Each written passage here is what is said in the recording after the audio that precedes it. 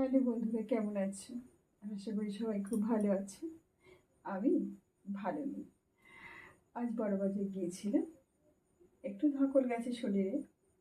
যাক, ছেলে গাড়িতে করে গেলেও তো ধকল তো থাকেই।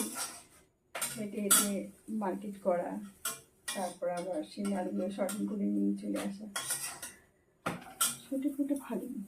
কিন্তু শরীর ভালো না থাকলে কী হবে? সংসার তো মানবে না, তাই না?